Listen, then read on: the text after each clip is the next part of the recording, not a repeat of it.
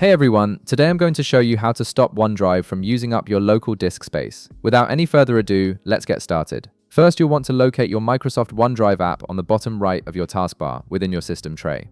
Go ahead and click on it to open your OneDrive. Once the small OneDrive window appears, direct your attention to the top right part of this window. You'll see a gear icon there. Click on it to access your settings. Now, this is where you'll actually free up that valuable disk space. A context menu will appear with several options. From this menu, click on Account. This section gives you control over what OneDrive stores locally on your computer versus what stays only in the cloud. Within the Accounts tab, look for an option labeled Choose Folders and click on it. This feature is crucial because it determines which OneDrive folders are synced to your local drive and taking up space. A Choose Folder window will now appear on your screen. Here's the important part. To stop OneDrive from using your local disk space, you'll need to deselect all the folders that are currently checked. By deselecting these folders, you're telling OneDrive to keep those files in the cloud only, rather than maintaining a copy on your hard drive.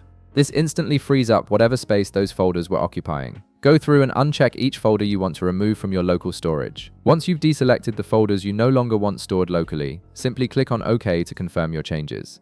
OneDrive will now begin removing those files from your local disk while keeping them safely stored in the cloud. You might need to wait a moment while OneDrive processes these changes and clears the space from your drive. And that's it. You've successfully stopped OneDrive from using up your local disk space by choosing which folders stay on your computer. If this video helped you out, be sure to leave a like, subscribe, and I'll see you in the next one.